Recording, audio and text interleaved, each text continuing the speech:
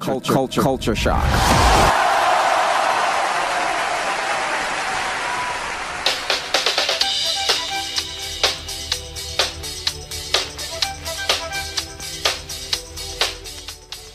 What's up, guys? It's your girl Abi Ishola with Culture Shock, Nigerians in America.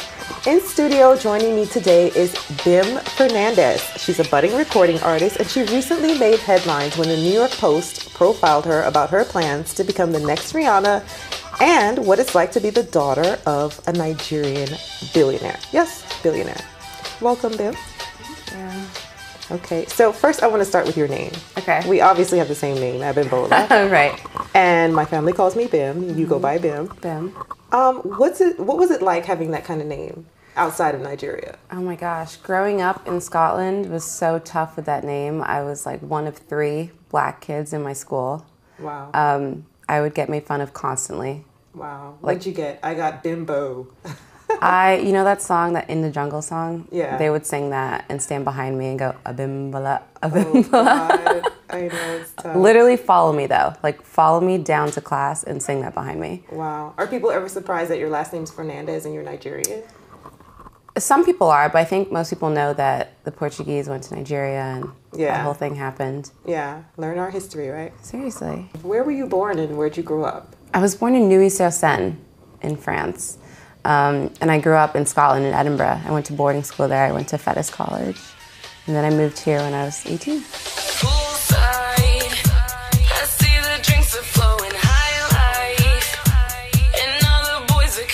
You have this new song out now. It's called Let's Take It Naked. Let's Take It Naked. It's a very provocative title. Tell us what the song's about. Well, I mean, you could take 2 meanings from the song. Starting out and having my background put out there to the world, I think that I need people to come at me and just be naked. They need to just tell me who they are, what they want, and just be real. Because there's so many fake people. The other meaning, it's more so like a fun, bubbly song that's about a girl and a guy. Like, do you think I'm cute? Do you like me? Do you want to go skinny dipping? Let's get naked. So it's not like Miley Cyrus naked. It's Not like Miley Cyrus naked. It's like Disney Channel naked. Okay. Sounds good.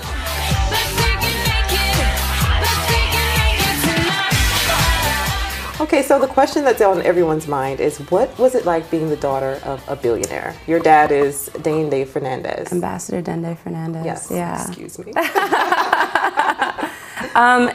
It really, when I was little, I really didn't know what we had. I had no idea that we were a lot more privileged than others.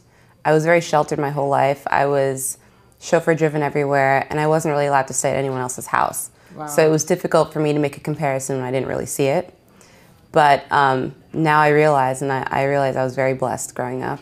And, you know, I have to thank my parents for raising us so well and keeping us with good heads on our shoulders. Wow. And your dad is really he's almost reclusive. Like, we don't really know much about him. He's a billionaire. He's but very there's not private. a lot of information out there on him. Yeah, he kept our family very sheltered, and he also wanted to just keep us from the media and exposing us to ignorance and racism and hatred. So he was very, very private growing up, and he still is. Wow. So how does he feel about you stepping out into the world to become a recording artist? He's really excited, actually. He knows this has been my dream for so long, and he's excited that I'm finally starting to succeed and starting to make a dent in the industry and represent Nigeria. But the only thing he's worried about is safety. He doesn't want me to be kidnapped. He doesn't want anything to happen to me, especially with them exposing his wealth and my address in the New York Post. Wow. Are you ever afraid of being taken advantage of? I'm very afraid of that because I think I'm quite naive. I think I like to look at the good in people, and I forget that people really can be nasty and they aren't always honest. True. And you have names for oh my shady God. people.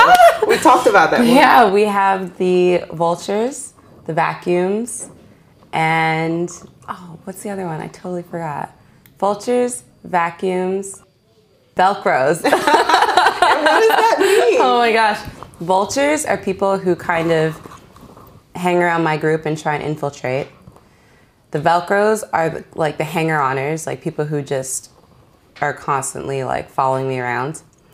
And the vacuums are people who hang out with us and just try and take what they can get. Just suck everything up, but they don't give anything in return. Wow. And you have a new reality show that's going to be coming out called Gold Blooded, right? Gold Blooded. Are you going to be exposing those people in your show? They will be exposed, so they need to watch out. Okay. So what's the show about? Behavior. It's a documentation of a budding artist. It's the development of me from Abi Ishola, the billionaire's daughter, to the pop star singer. Okay. So I noticed a lot of criticism towards what you said about wanting to be Rihanna. Yeah. Do you want to address that? I actually would love to. I never said that I wanted to be the next Rihanna. I'm not trying to knock her off her throne. I love Rihanna. I think that she's the pop princess. I would love to be on the same level with her, same amount of success, but I never said that I'm trying to be her. Because I'm my own person, I'm very different. I play guitar, I listen to pop, punk rock, I sing, I'm a singer-songwriter. We're very different people. But I do love me some Rihanna. She's very beautiful. Really? Yeah. How much do you love her? Well, you're gonna get me into trouble. Okay, I won't say anymore. The music thing, when did it start for you? When did you realize that you wanted to be a musician? Because obviously as a billionaire's daughter, people think you can do whatever you want. Right. Why would you choose the crazy world of music? I mean, I started playing violin at 4, so you can actually thank my parents for that. I was forced to play violin at 4. My mom had us do recitals every Sunday. My sister was playing harp, I was playing violin. Every Sunday, she would have the chef make canapes and cocktails, and my dad and my mom would sit in the music room, and I would have to play 3 songs, and my sister would have to play 3 on her harp. So we had a very disciplined childhood with music, and I would play recitals, and also I rode horses. I was in the National Horse Show, but it went from playing guitar to being in the choir at school, at boarding school in Scotland, and then I started playing guitar at 13, and I started writing my own music, and I was listening to punk rock, Courtney Love, and you know, it just carried on from there. I guess music's always been in my blood. Mm-hmm. Well, speaking of music and rich girls, a lot of rich girls, heiress or socialites have tried their hand at music. Right. Paris Hilton, Right. Kim Kardashian. Right. What makes you any different? I don't call myself a socialite. If people do, I'm flattered, thank you. But I don't look at myself as that. I'm a musician first. I've been singing and playing guitar and violin my whole life. I think the difference between me and them is that Kim isn't an artist, Paris isn't an artist. Love them both, but that wasn't their choice in life, and it's mine. And I'm working so hard for my career, and I'm actually like doing all I can to be successful with singing. How would you describe your style of music? What you're pursuing for your album? My style of music is so different. I love punk rock, and I love pop, and I love top 40 dance. So I want to combine all of them, and then maybe throw a little hip hop trap in there too. So it's going to be something completely different. Hopefully something that everyone wants to dance to and sing along to, and hopefully something that'll be on the radio everywhere. So what were the downsides of growing up wealthy? It's more so about people not actually wanting to be your friend and people not actually liking you for you. I have maybe 3 friends that are real friends. Wow. 3 people that I can actually count on. And, you know, going through the death of my mom, she died in May, it's a time where you realize who's really your friend, and like, it's a time where you really need people around you. And it's been tough because I realized that, you know, people aren't there. You don't really have a lot of friends unless you're taking them out to dinner. Okay. So you know the music industry in Nigeria is on fire right now. Right. I mean, there's so many artists that are doing amazing things and they're selling out stadiums. Do you ever see yourself trying to pursue music in Nigeria? Absolutely. I want to go everywhere. And, you know, I think the best thing for me would be to go home. My dad's been telling me that for such a long time. He says, no matter what you do, go home. And I think that that's where people really love you. And I think that if you want to succeed, you have to take it like back to the motherland. True. Have you been to Nigeria? I've been to Nigeria so many times. Really? Yeah. Wow. Okay. How do you feel about Nigeria? I love it. I had a lot of fun in Abuja. We stayed at the Nikon Hilton. Okay. And I made so many friends there.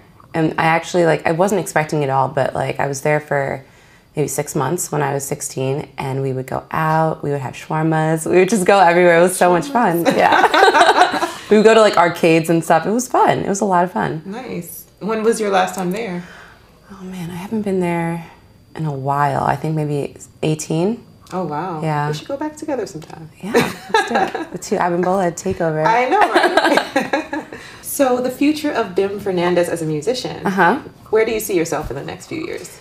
Oh my gosh, I would love to be playing Madison Square Gardens. My goal is to have a career similar to Rihanna, Katy Perry, Beyonce. They're on top of the pop charts. They're on top of like the pop world, and that's where I want to be. Which artist would you want to collaborate with? I would love to do a song with Macklemore, with 2 Chainz, Kendrick Lamar. I think that it would be so unique since I play guitar live and I sing. I think that it'll be really cool to have that kind of collab. Fusion. There's awesome. nothing like that. What black girl is singing pop rock and playing guitar live? Like, name one. I can't right on like top 40 radio. It's not there. Yeah. So you're definitely trying to fill that void. Definitely. Sounds good. So what does your label have in store for you? Next month, we're coming out with a CD called The Dude Part 2. It is a compilation of every artist on the label. I have 2 songs on there. Let's Take It Naked's on there. And I have a song called Cold Blooded.